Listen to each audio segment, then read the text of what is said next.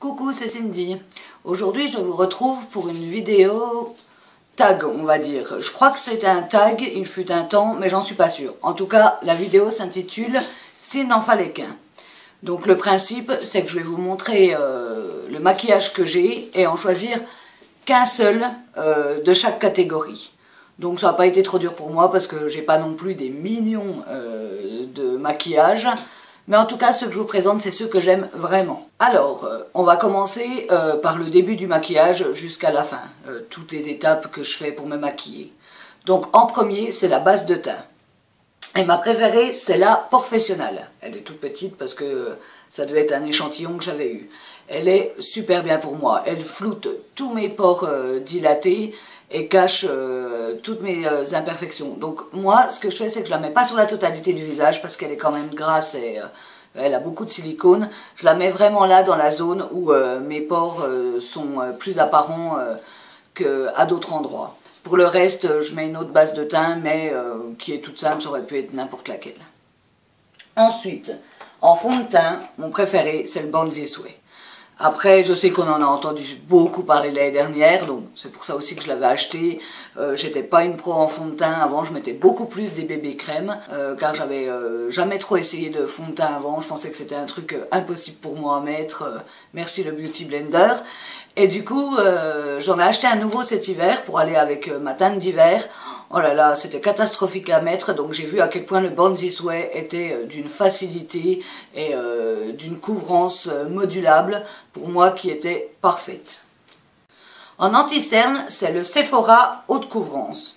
J'ai testé beaucoup d'anti-cernes, la plupart ils bougeaient dans la journée, ils filaient dans les, comme on dit, dans les ridules, mais moi maintenant ça devient un peu plus des rides que des ridules. Le Sephora m'a beaucoup étonnée, il a une très bonne couvrance, il ne bouge pas dans la journée, il illumine mon regard, c'est tout ce qu'on a besoin pour un anti-cerne.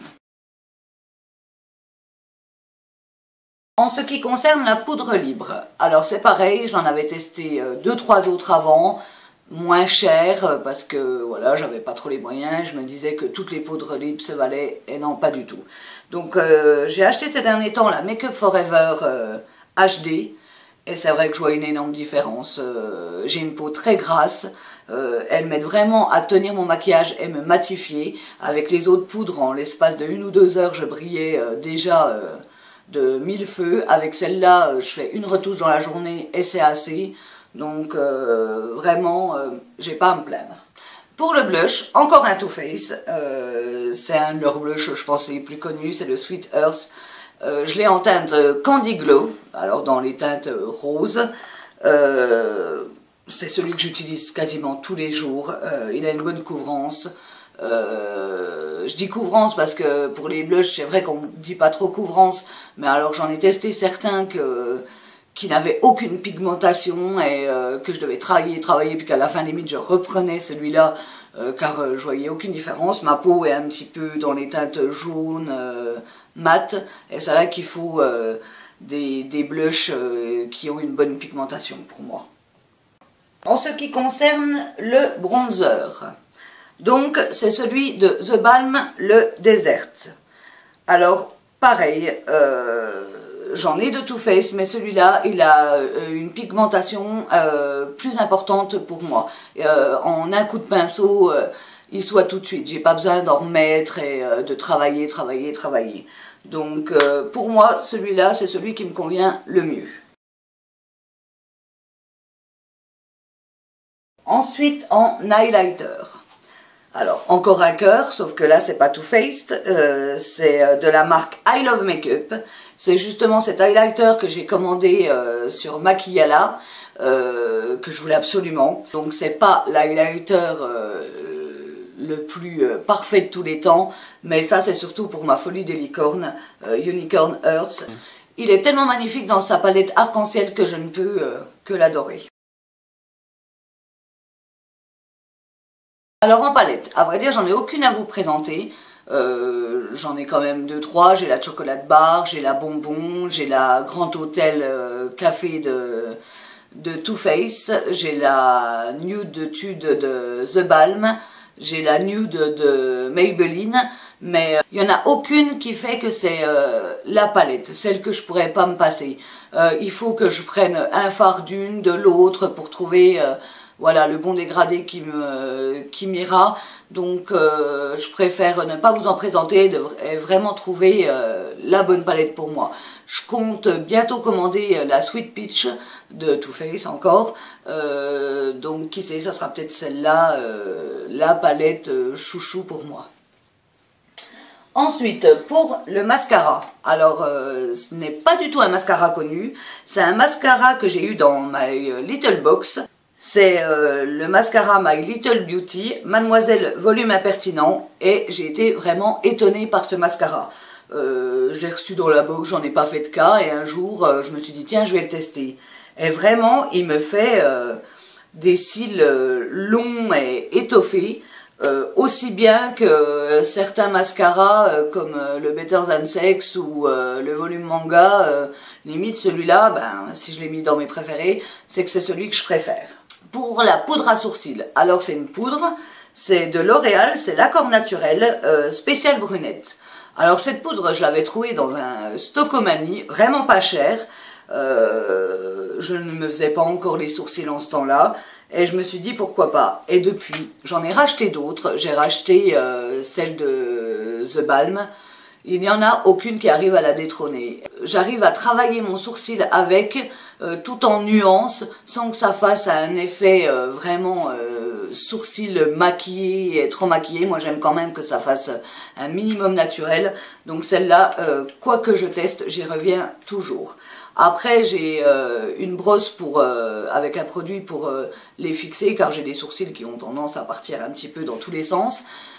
Mais c'est pareil, ça pourrait être n'importe laquelle, du moment que ça me fixe mes sourcils et qu'ils ne font pas d'épi dans la journée, moi ça me va.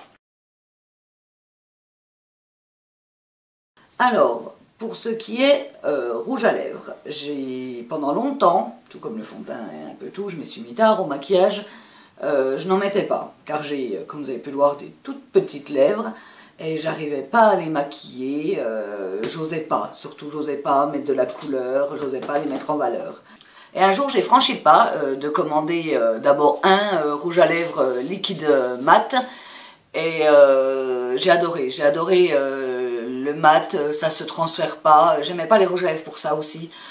J'ai l'impression que toute la journée on peut en mettre partout, ça file dans le coin de la bouche, donc j'aimais pas du tout. Et grâce au mat, j'ai pu me réconcilier avec les rouges à lèvres. Celui que je vais vous présenter aujourd'hui, c'est ceux de Huda Beauty avec le crayon à lèvres. Alors c'est vrai que Huda Beauty, c'est une très bonne marque. J'en ai d'autres de rouge à lèvres mat, mais ceux-là, ils sont vraiment parfaits pour les personnes qui n'aiment pas mettre du rouge à lèvres ou qui n'osent pas ou qui ont peur que dans la journée ça bouge. Ils sont vraiment super bien. Pour l'instant, je n'ai qu'une seule teinte, la Bombshell, car c'est quand même un petit budget de commander le rouge à lèvres et le crayon, mais tout doucement, ma collection va s'étoffer. Et en dernier, en ce qui concerne les vernis à ongles, car je suis une grande fan de vernis, j'aime bien avoir beaucoup de teintes, je vais vous présenter le vernis Essie. Alors là, c'est la teinte tout à bout. Mais je pourrais vous montrer n'importe quelle couleur que j'ai de Essie, j'en ai 15-20.